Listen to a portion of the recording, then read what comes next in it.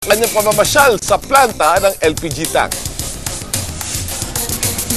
Maraming salamat, Kuya Kim. Naku, hindi ako nakabati kanina. Hello muna!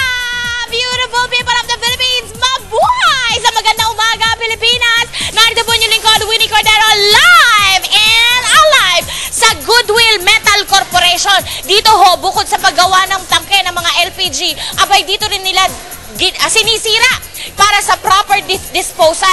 Nakikita nyo itong mga tangkeng ito, mga kaibigan. Ito yung tinatawag na condemned na tangke ng LPG. Ibig sabihin ng condemned, hindi na pwedeng gamitin, hindi na rin pwedeng kumpunihin dahil sobra-sobra na ang kasiraan nito.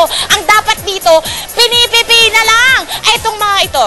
Ay, teka pala, kuido kayo Pag yung nakikita nyo mga tangke ngayon, abay meron pa niya nabebenta sa merkado. Abay napepeki tayo mga kaibigan, napaka-dangerous dahil pwede ito maging sanhi ng sunog at pagsabok sa ating mga tahanan. Na ganito talaga dapat ang mga tangke na ating binibili. Maayos ang pagkapintura at may mga proper markings na talaga namang diktado ng gobyerno katulad ng sangay ng DTI. At syempre, abay regulated din ang Department of Energy. Magandang umaga, Director Seni Montada. Magandang umaga, Winnie, at saka mga nanonood ng iyong programa. Madam, napalitaan namin na kahit maganda ang pintura, hindi pa rin tayo sigurado na dekalidad at maayos ang pagkakagawa ng LPG cylinder tanks. Tama ba yun? Tama po yun. Kaya meron mga na-accredit, na-recognize ang Department of Trade and Industry na mga planta na pwede lang gumawa ng ganon. At ano ba ang dapat tingnan ng mga mamimili sa mga tangke bukod sa magandang pagkapintura? Unang-una, ang pinakamaliwanag dyan sa mga mamimili kasi timbang yung tinitingnan natin. So, ang dapat laman ng isang tangke na normal is 11 kilos. Ang laman ng loob? Ang laman. Eh, paano pagkasama tangke? Ang tangke ngayon, pag kasama siya, titingnan natin ano yung timbang ng tangke na walang laman o ang tawag nun ay tare weight. Naka-print yan.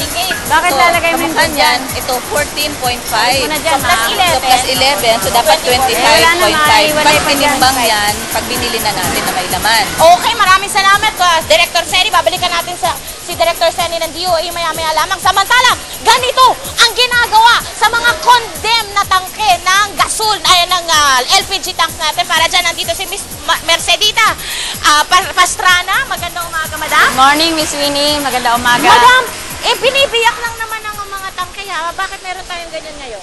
Kasi pag binibiyak lang yung tangke, yung iba, ginagawa, binubuo pa nila uli. Ay, ganun? Oo. Delikado ba yun? Delikado kasi pag ginamit yun, unsafe na yun. Kaya dapat ang tangke, pagka-scrap na, pinipipi na namin para siguradong di na magagamit. Pagka napipinan ng ganyan, sige sir, pipiin natin ang pipiin at pagka-pipit-pipit, pagka-pipiin na ho ng pipiin ganyan, hindi na talaga magagamit. Oo, hindi na nila kayang buuin pa uli yan. Madam Mercy, nare-recycle ba ang tangke ng LPG?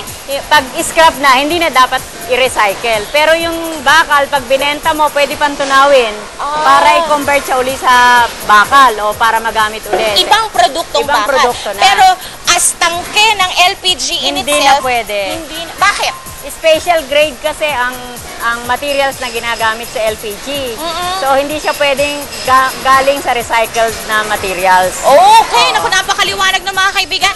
Ma'am Mercy, para po sa inyo, 2,000 pesos worth, 1,000 pesos CDO hamburgers, ang pambaon burger. Maraming salamat. Miss Winnie. Naku, Thank you very much. Thank you. Hindi po tayo, tawag dito, lilisanin ng ating mga kaibigan mula DOE at ng Goodwill Steel Corporation dahil matapos po nilang pipiin ang mga condemned na tangke ng LPG, magbibigay naman tayo ng mga home tips kung paano tayo makakasiguro na safe ang ating mga ginagamit na tangke at ng mga hose para hindi tayo magkasunog at sumabog ang ating mga tahanan. Para naman sa ating mga safety tips, narito, ilagay ang LPG filled cylinder sa isang well-ventilated area. Dapat walang enclosure.